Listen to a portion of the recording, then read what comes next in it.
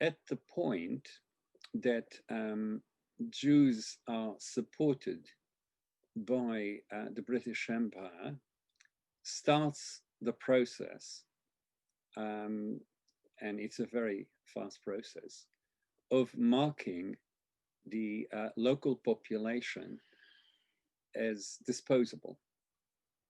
And that is a necessary stage, a necessary phase in the process of ethnic cleansing and genocidal expulsion.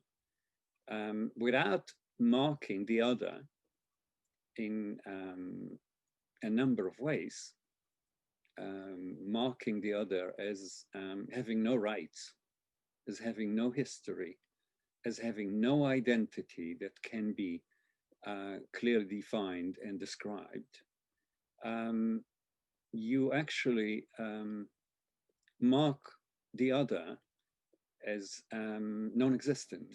It's just a group of individuals. They don't belong to the place. They don't belong with each other either.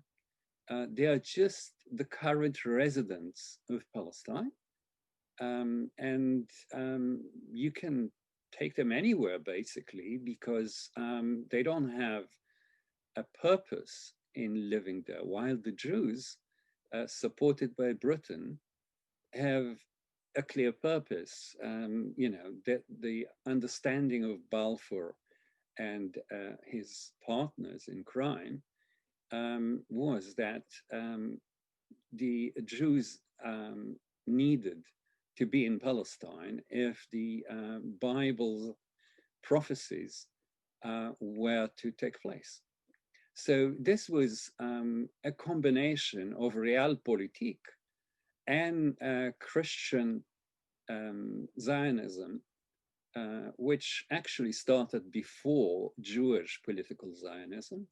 And this Christian Zionism was also based on anti-Semitism, marking the Jews as the other of Europe. And therefore, they needed to be where they are not the other. And by designating Palestine as their place, it was possible to justify removing them from Europe to Palestine. So this is a double genocidal process, ironically. By supporting Zionism, political Zionism, the Christian anti-Semites did all they could to start the expulsion of Jews from Europe, a process that took almost 150 years to complete. So the expulsion of Jews from Europe, and of course, in the end, the physical destruction of the European Jewry, actually led to the expulsion and ethnic cleansing of another community that was thought to be expendable and temporary and other, in other words, not belonging where they lived. The Jews lived in Europe for 2,000 years in most parts. In Germany, they lived for a good 800 years at least. So in the same way, the Palestinians were treated as expendable and removable. And so you see, there is a very disturbing link between those two processes of othering, marking, and then expelling, and in the case of the Jews, also physical destruction of most of this community. Of course, many Palestinians have perished in 1948 during the Nakba. We don't know exactly how many, but the main function of the Nakba was not to destroy the Palestinians as such, but to expel them out of their own country. And this would not be feasible and likely without the continuous ideological marking of them as other. So you can see that the process doesn't start in 1948 when the Palestinians are rejected, but it starts somewhere in the early 19th century when Christian Zionism is, in a sense, targeting Palestine as the Jewish place, the place to which Jews can be ejected from Europe, and everything else follows from that. Now, the physical expulsion has to follow a process of othering, of demonization, which is the topic of our discussions today, the topic of the presentations given today. And the demonization starts from a very confusing stage where the Palestinians are conceived of as others, as non-belonging. They are not even conceived of as Palestinians or as Arabs, because those are definite identities. And of course, you don't want to give the other a definite identity. The definition of the other is not the self. In other words, the other is what I am not. I am. The other isn't. That is the logical process that this process of identification is following. Now, this early stage of just, in a sense, separating the other from the community, which is indeed bizarre when you think about it historically, because the white colon coming to North America and talking about the Amerindians, the First Nations, the indigenous population of North America, call it what you like, do not conceive of them as a community, but as groups of people who are other, and of which one needs to get rid of. You need to get rid of them in order to have their land. They are not a nation. They are not an ethnic community. They are not a community of any kind. And the fact that they are nomads, most of them, is making that even simpler to conceive of. In the same way, Zionism and Christian Zionism before it have conceived of the Arabs of Palestine as Bedouins. They describe them mostly as nomadic, as not belonging, as coming from somewhere else, as moving from place to place, as having no identity. In other words, the description of the indigenous population of Palestine is basically negative. They are lacking all the characteristics of a settled community. And by doing that, you open the gateway, the ideological, the political, and in the end, the military gateway to processes of genocidal expulsion and ethnic cleansing. Because of course, these people are not nomadic. These people are actually the indigenous population, and therefore, like the people of North America, they are going to resist their removal in every way they can. And this will lead to bitter conflict.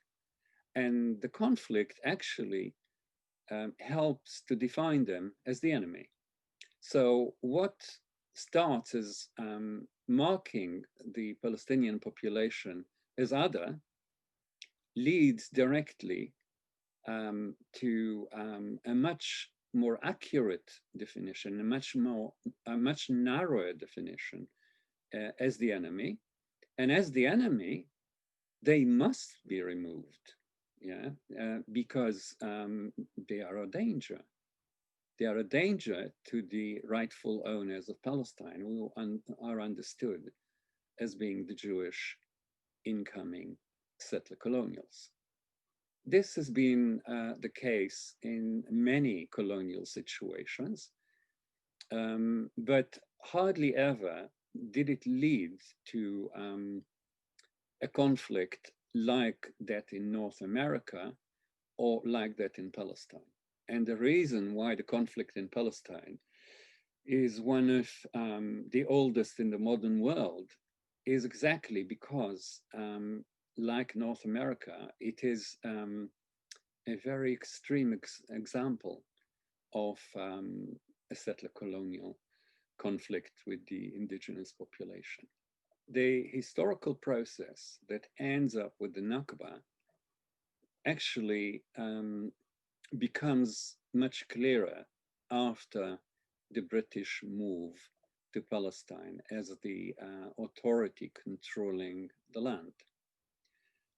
They start passing legislation and regulations that make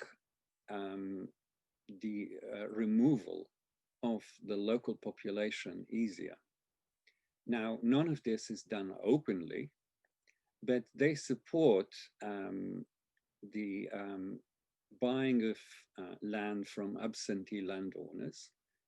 And that means in all cases that the felahim, the peasants living on the land, lose their livelihood. This process is becoming very, very severe and extreme from 1920 onwards. From 1933 until 1939, the population of the Jewish colony in Palestine is grown by a factor of 3. In other words, from 11% of the population, it becomes and grows to 33% in 1939. This is unheard of. This has never happened. It didn't happen in North America. It didn't happen in South America. It didn't happen in Algeria. And it didn't happen in South Africa or in Australia.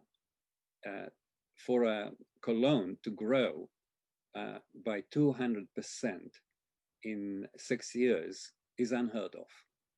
And that meant that by 1936, the process was so frightening for the people of Palestine because they could see the country disappearing from under their feet, that they started the rebellion.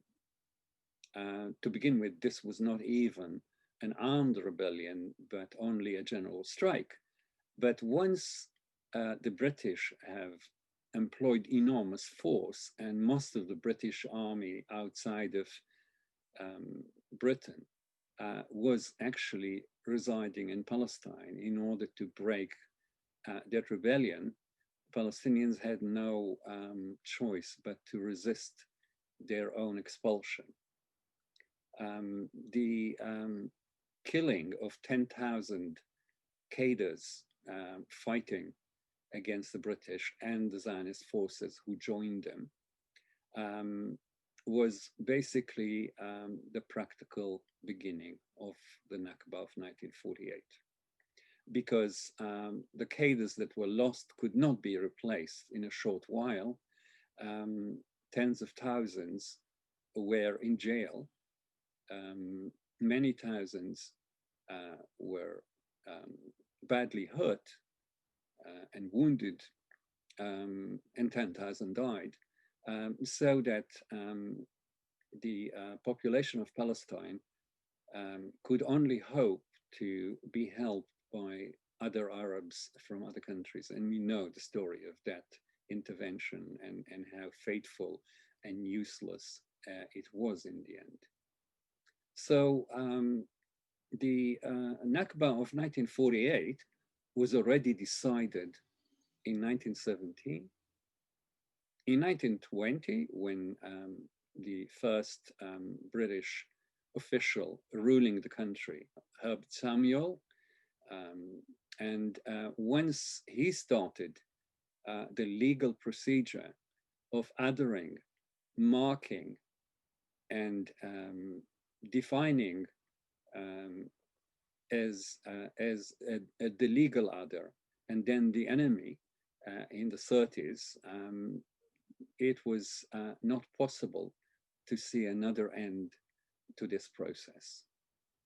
So I want to argue that by looking at other processes of genocidal expulsions, either the one in North America that lasted 200 years, or the more modern one employed by the Nazis that lasted less than a decade, in a sense, one can see how the process of othering and identifying as a legal other and then identifying as a non-being, yeah.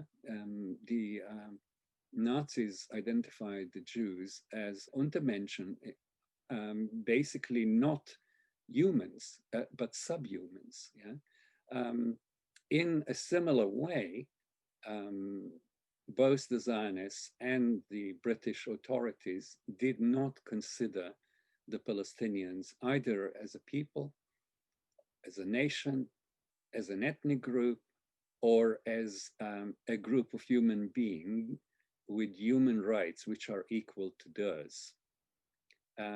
Therefore, their removal and indeed their destruction were possible. This is the process that leads to the possibilities of genocide.